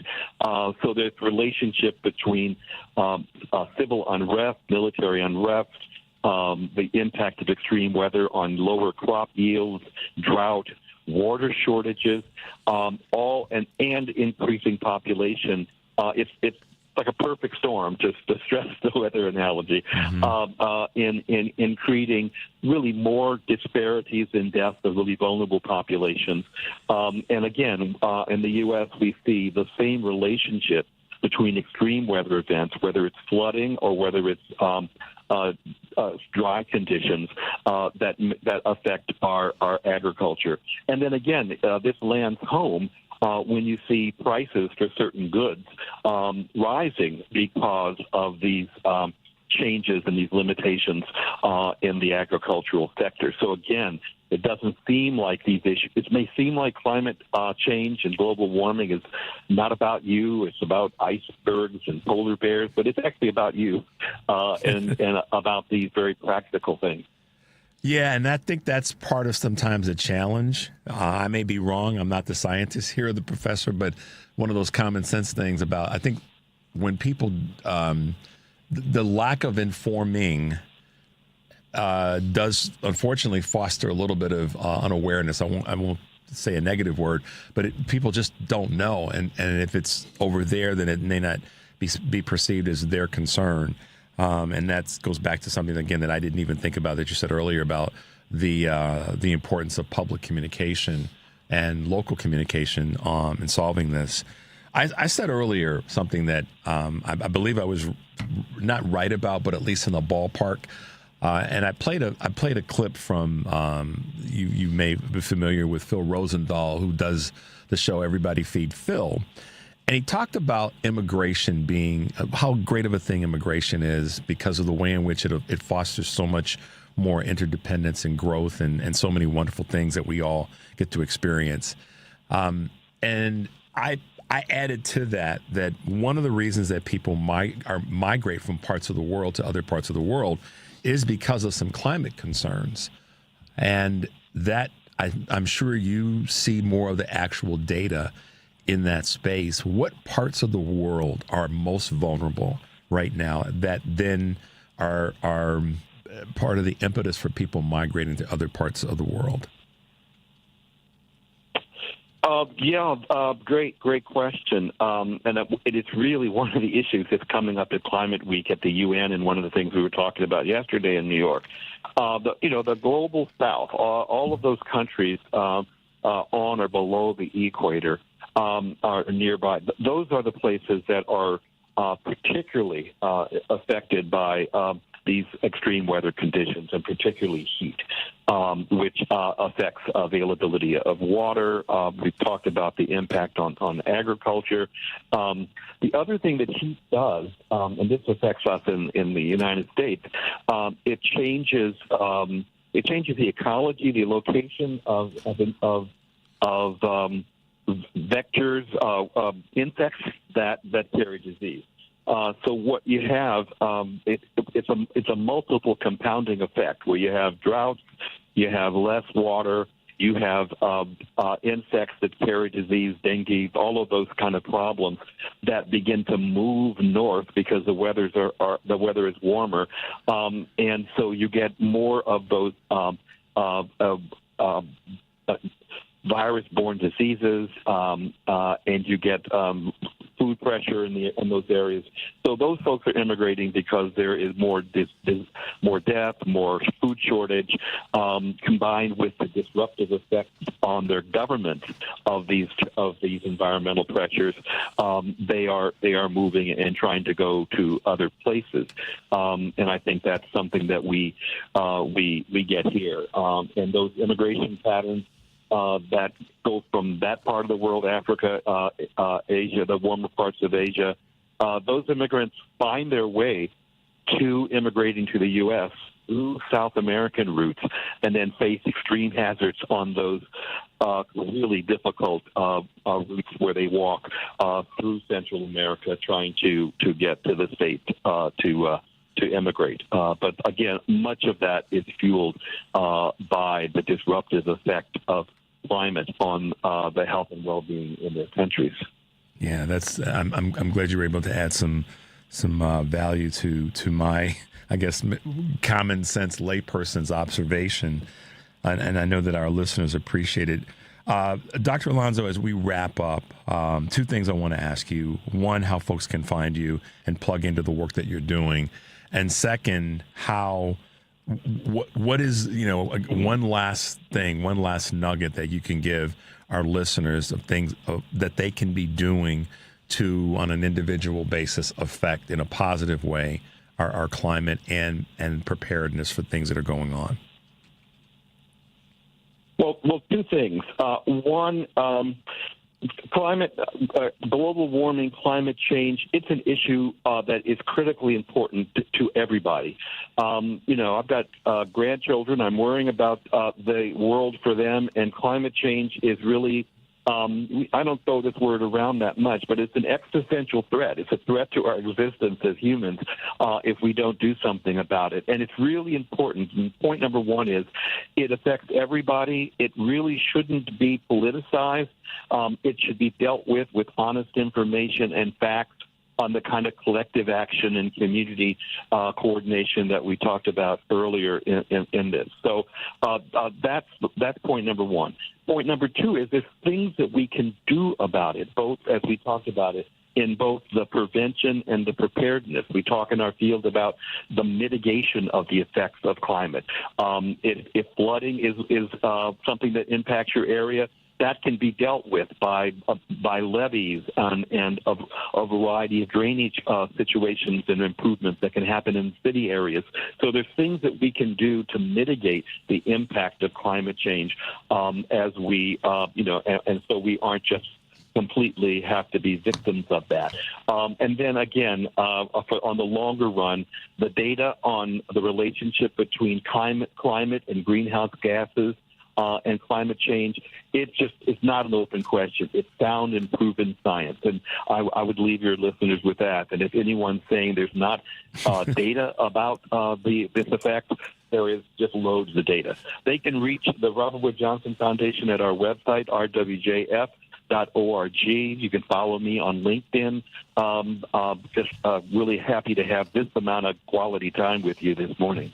It's a great honor to be with you, Dr. Alonzo Plough, Chief Science Officer and Vice President of Research and Evaluation and Learning at the Robert Wood Johnson Foundation. Thank you so much, sir, for being with us.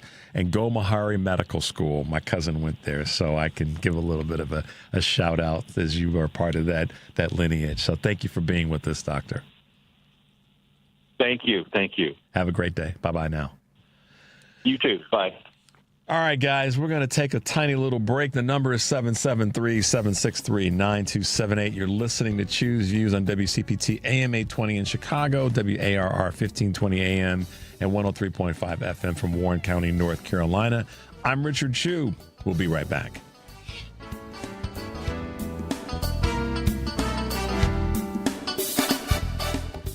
WCPT will be broadcasting a live in-person Union Strong panel on Wednesday, October 15th from 3 to 5 p.m. And you're invited. Join me, Tom Hartman, and WCPT's morning host, Richard Chu, at the Ironworkers Local 63 Training Center in Broadview. Panelists include Paul Wendy from Ironworkers Local 63, Rob Fulton from Riggers Local 136, Cliff Horowitz from Horowitz & Associates, Andy Rico from IBEW Local 176, and Tom Villanova from Southland Friends of Labor. This event is proudly sponsored by Ironworkers Local 63, Riggers Local 136, Horowitz & Associates, IBEW Local 176, and Southland Friends of Labor. Wednesday, October 15th from 3 to 5 p.m., Ironworkers Local 63 Training Center, 2523 Lexington Street in Broadview. That's just off the 25th Street exit on the Eisenhower Expressway.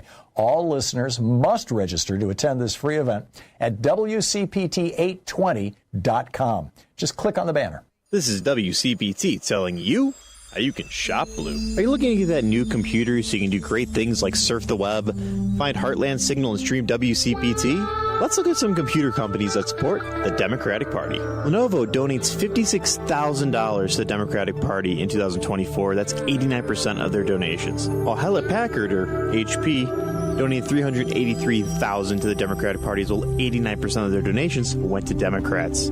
Apple donated $4,701,347 to the Democratic Party. Microsoft donated $5,397,633 to Democrats in 2024, while Sony donated $1,268,000 to the Democratic Party in 2024. That was 95% of their donations, everybody.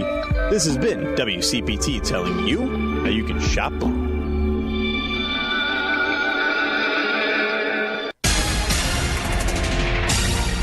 You're listening to WCPT 820. Here's the latest Chicago weather update.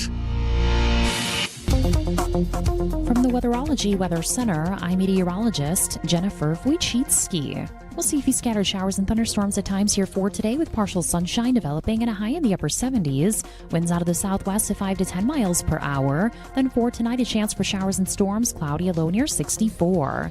By Wednesday, a slight chance for rain showers, cloudy, high of 71 degrees. Thursday, another slight chance for some rain, partly sunny, high of 73. That's your latest Chicago weather update. Currently, it's 68.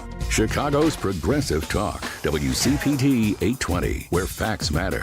Welcome back to Chew's Views with Richard Chew. Hey guys, welcome back to the show. It was great having Dr. Professor Plough on us a moment ago to talk about his observations and work that he's doing with the Robert Wood Johnson Foundation when it comes to climate change and emergency preparedness. So check him out. Let me just read this to you guys so you've got it. His last name is spelled Plough.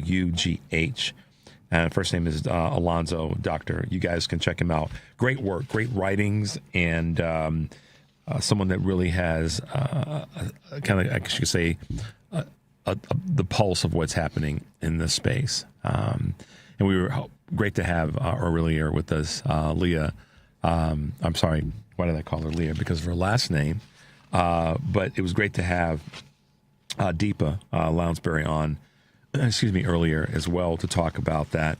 We got subject matter experts today all over the place, and we've had with us before the managing director of policy and advocacy for Groundwork Collaborative for a short bit a few weeks ago, Liz Pancotti, who speaks to a lot of areas, speaks very in depth on our budget, our federal budget particularly, and the way in which our budget has to be essentially reworked and utilized and applied differently. So with us this morning again is Liz Pancotti, who's been with us a few weeks ago. I had a short amount of time to chat with you, but it's good to have you back, and glad that you could spend some time with us this morning. Liz, good morning and welcome to Chew's Views. Good morning. Thanks so much for having me.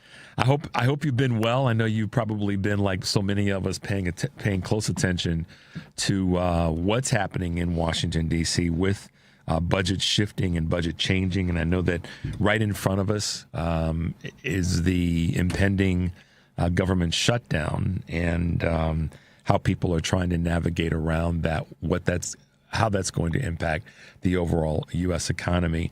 What has been your take? What do you think will happen? And I know that you don't know what's going to happen, but what do you think will happen and what that outcome will represent to the country? So we are about a week out we are exactly a week out from a government funding deadline. Both chambers of Congress are out this week, despite that next week is the deadline. And so last week, before they left town, they attempted to pass what's called a continuing resolution, which would just continue funding levels at what they are right now. But the fiscal year for the federal government ends next Tuesday, September 30th.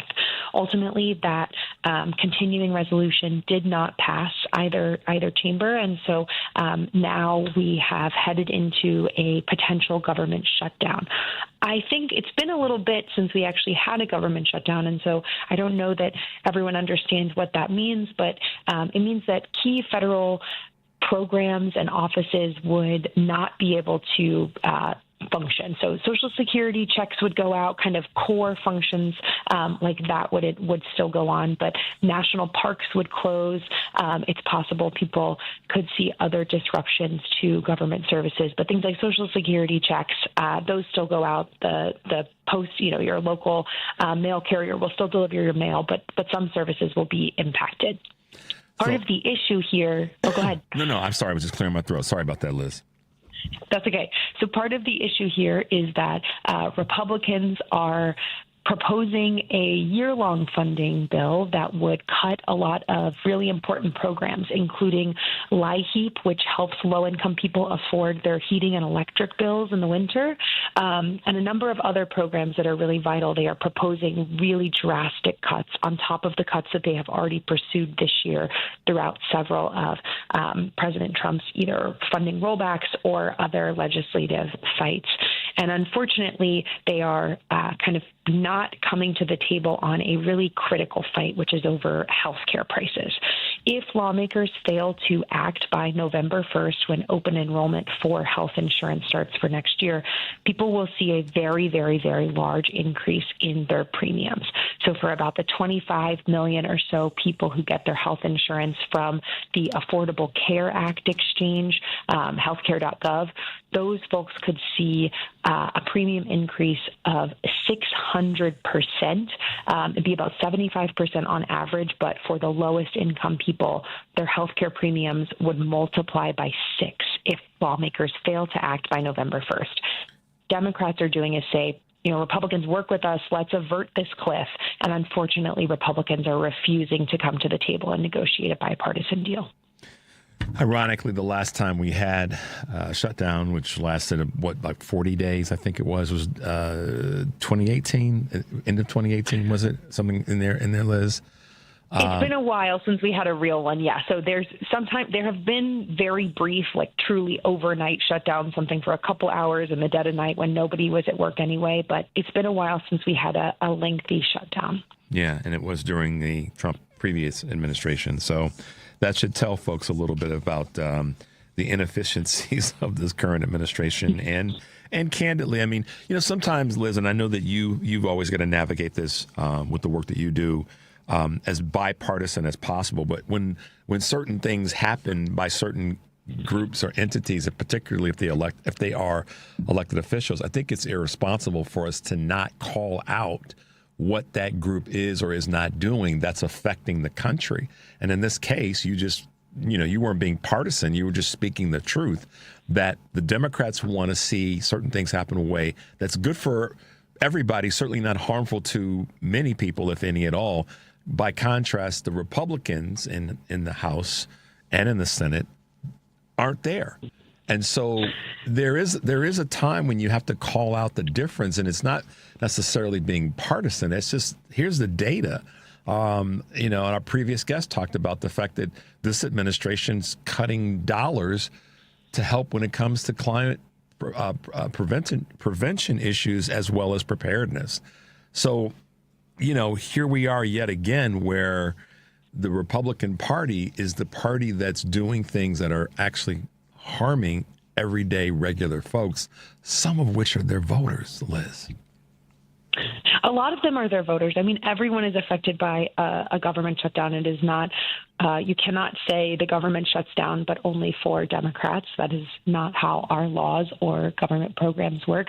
I think this is actually really critical because what we saw last week before lawmakers headed out of town was that in the Senate, Democrats in the Senate put forward an alternative bill that would have saved health care subsidies that help people afford their health care. They would avert this cliff.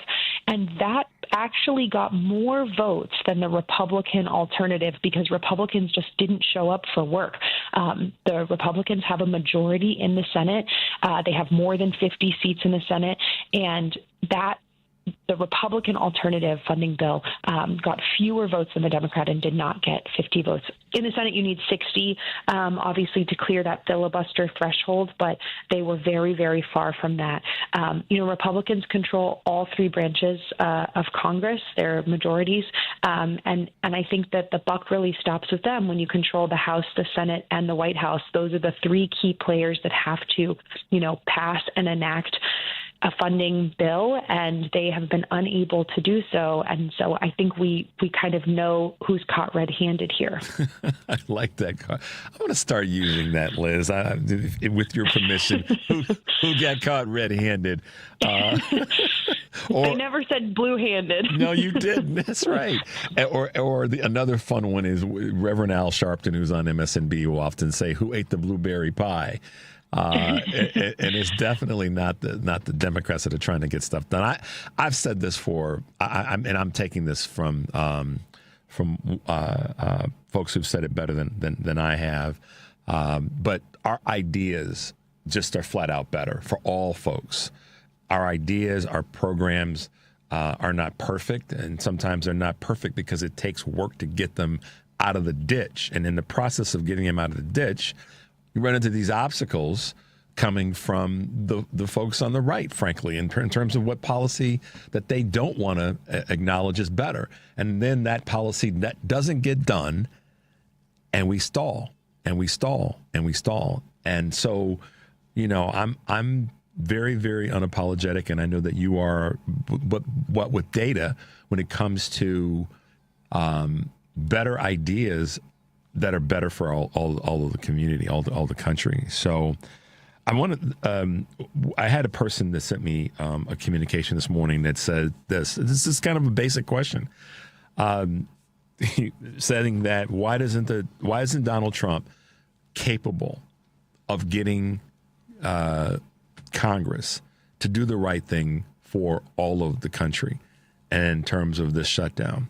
And I'm just curious. I mean, it's maybe more of a political question than you want to answer, but observationally, what is it about him and his specific administration that isn't allowing him or forcing him to say, you know what, we got to get this done because there's too many people that voted for me that are going to be impacted by it if we don't?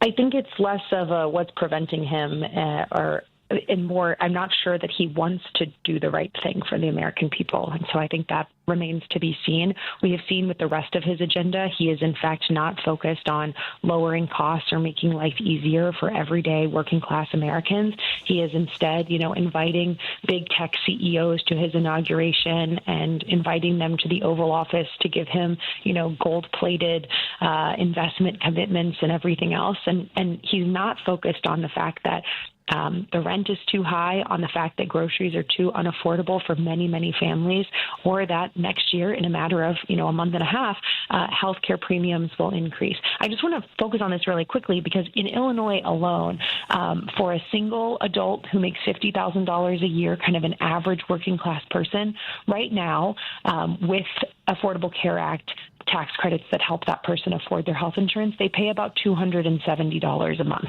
So not the cheapest, that's maybe their car payment. That's another car payment you've got to pay, but also pretty affordable for that person.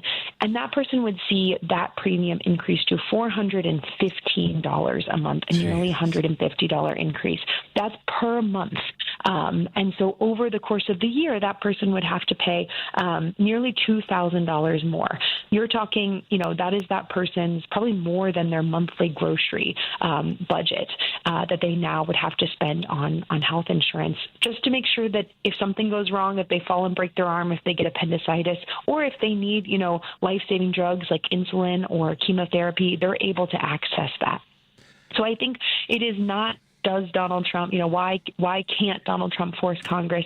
And it's, I think, really, why doesn't he want to? We did see that Leader Jeffries and Leader Schumer, the two Democratic leaders in Congress, have requested a meeting with Donald Trump to try to negotiate a deal. He has accepted that offer. That meeting has yet to be scheduled. Donald Trump is in New York later this week for meetings related to the United Nations, and neither Jeffries or Schumer are in D.C. this week, given that Congress is out of session, and so they are waiting to land that meeting. But I think the outcome of that will be really telling. Does Donald Trump go around his party leaders in Congress to negotiate a deal with the Democratic leaders, or does he, kind of tack to the same hard line the Republicans are taking, which is we don't care if Americans' health care costs go up? And then it is, I don't, it's a sad state that there are, that this is, we're on this threshold, or at this threshold of this precipice, because that's the math on that. I'm glad you put numbers to it. To just say the big number doesn't always touch people, but the small number, or breaking it down to a smaller bite-sized conversation, makes it easier for people to see. Well, $150, $1,800 a year, that could be someone's tax bill on their property. There's so many different things that $1,800 to $2,000 could represent to someone on an annual basis. And so thank you for breaking that down, Liz. You're listening to Choose Views on WCPT AM 820 in Chicago, WARR 1520 AM and 103.5 FM from Warren County, North Carolina. I'm Richard Chu. We are talking with Managing Director of Policy and Advocacy at Groundwork Collaborative, and that's Liz Pancotti. Liz, I really appreciate you and how you approach this and these conversations from a database perspective, but you make it easy for people to really understand. And you did this recently when it came to school and affording getting back to school actually being more expensive. You talked about 8 things that Trump did that made going back to school more expensive. List those out if you can real quickly, and then I want to talk about one other area that's coming quickly that's going to be more expensive. But if you could talk about those eight categories. Of course. So the big one is that school supplies were much more expensive for families this year. So right now we see overall inflation, that is how much prices go up in a given year. We see that at about 3%. So prices on average are 3% higher this year than they were this time last year. We see for school supplies, though, all parents got a little list from your local school district that said, here's what, Timmy needs for 4th grade this year. And we found that school supplies are actually up 7.5%, which for an average family means that just a typical school supply list, and this is per child. So if you've got 2 or 3 kids at home, you've got to pay this over and over. But they ran families about $153 per child this year. For many, again, that is kind of maybe your weekly grocery budget, and you've got to, find that in the couch cushions 2 or 3 times over before your kid could head to school. And these are for the basics. This is for, a couple notebooks, a couple pens, some highlighters, some note cards. These are not for, the latest, coolest fidget spinners or, a new iPad. This is really just to make sure that your kid has something to read and write with when they go to school. In addition, that's kind of a one-time cost that most families pay at the beginning of the school year. Maybe you've got to buy a new set of markers when they dry up at kind of the middle of the school year, but that is really a one-time cost for most families. On a weekly basis, though, we find that school meals, that the cost to pack school lunches is up and will actually, for the entire school year, cost families $3,200 or about $89 per week. That is, for the course of the school year, about $200 more for a family. Again, you're talking about the difference between a car payment or now a health insurance payment. So these are much more expensive for families as we head into the swing of the school year. In addition to those kind of two headline costs, technology is a lot more expensive given that it's being hit by the tariff. So if you had to buy a new Chromebook or new headphones, a new calculator, those are all significantly more expensive. And children's clothing and shoes are more expensive as a result of Trump's tariffs. Many, many shoes and clothing items are imported from countries like China, Vietnam, and Indonesia, where tariff rates range between 20 and 40%. And those are really hiking the price of, new Nike Dunks or a new hoodie for your children as you send them back to school. We go through a number of others, including transportation, just given that, gas prices are up and Trump is rolling back tax credits for electric vehicles, which could help families switch to a more fuel-efficient car to avoid those high gas prices. A number of other issues like childcare prices are up, and Trump is really rolling back a lot of student debt repayment plans that hike up the price of student loans. So whether you're an elementary school student or the parent of one, or a college student or a college graduate paying your student loans, we really went through kind of the gamut that Trump was doing to hike the back to school season prices.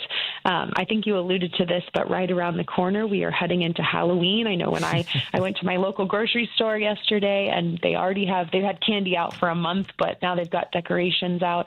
And 90+% of Halloween costumes are imported from China, where there are still very high tariff rates.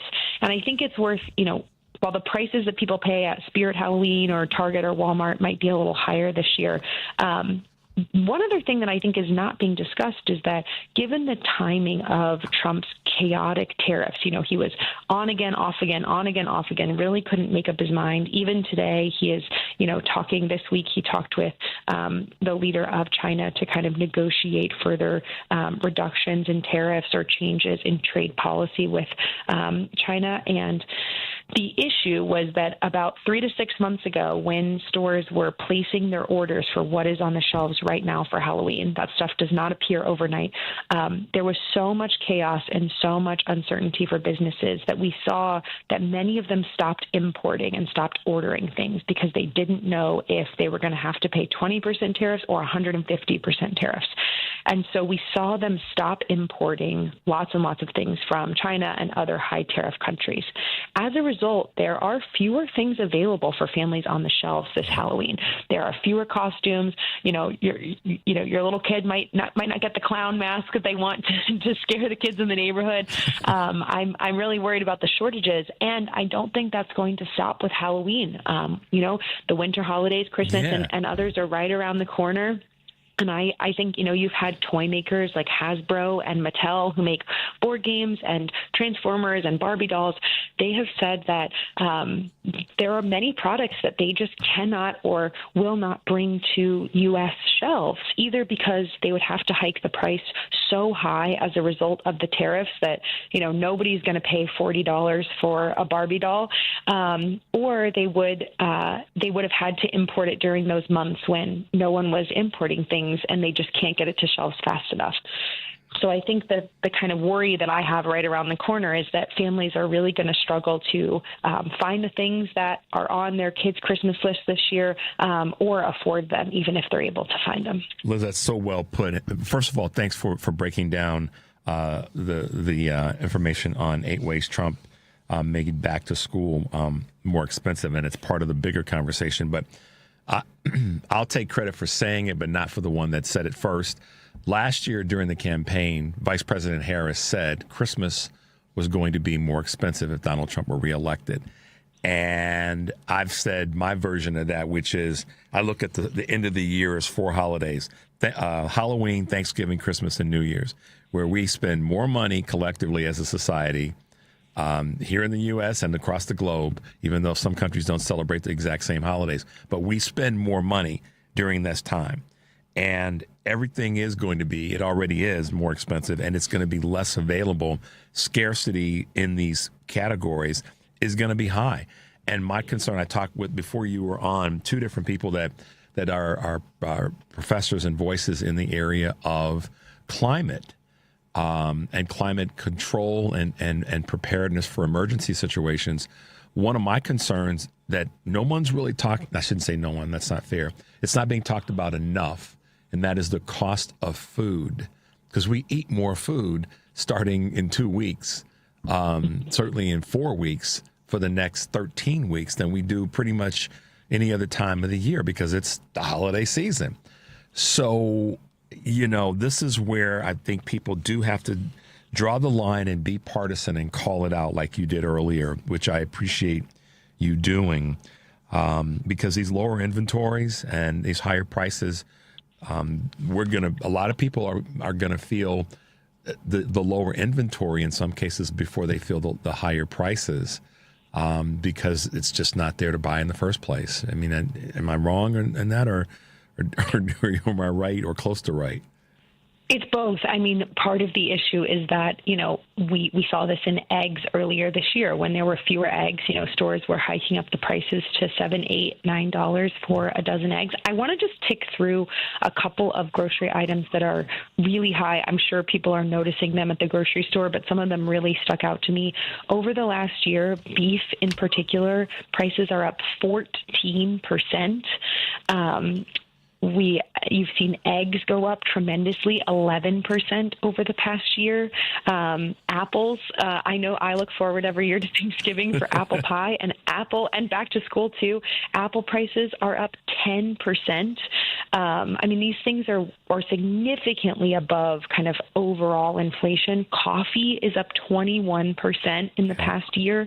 And I think just writ large across the grocery store, I know I went grocery shopping last night and walked out with 2 bags worth of stuff for over $100, and it's just pummeling families across the country. Over the next few months, as you said, it is the highest time we are gathered with our family and friends, whether you're celebrating individual holidays or just getting together for college football or NFL over the weekends for chicken wings and nachos and whatnot. All of those things cost families much more this holiday season and this fall, and there really isn't an end in sight. For a lot of the kind of supply chain snarls that hammered the economy between kind of 2023 and 2025, there was an end in sight. There were one-time little shocks like the bird flu. We don't see that here. Trump's tariffs are really going to continue raising prices across the board. Liz, so much more to talk about. We got to get you back sooner than later, but we got to wrap up today's show. Thanks for being with us, Liz Pancotti from Groundwork Collaborative. Appreciate you being with us, Liz. We'll talk with you soon. Thanks so much for having me. All right, bye-bye. Okay, guys, had to wrap up quickly. It comes fast sometimes, but that's what happens when we have the brain power that we have as guests on our show. Thanks for being with us this morning. As I say always, take a deep breath and make your life count. And also, smile at a stranger today. We'll see you tomorrow. This is Tony Moret. I'm an estate planning lawyer who drafts living trusts and wills. Since the election, I've been hearing from my clients, many of them fellow WCPT listeners. And we all wonder, how did this happen and what can we do? The how is, of course, very complicated. My thoughts as regard to what we can do is simple but important. We need to take extra care of those we love. Having an estate plan using either a living trust or will can provide comfort in uncertain times like these. When the progressive values we hold dear are under attack, I feel we must make sure that our personal lives are secure and then work out from there. I've been drafting estate plans for my clients for over 30 years, and I will use all of that experience to help you. Please call me at 847-996-0496. My website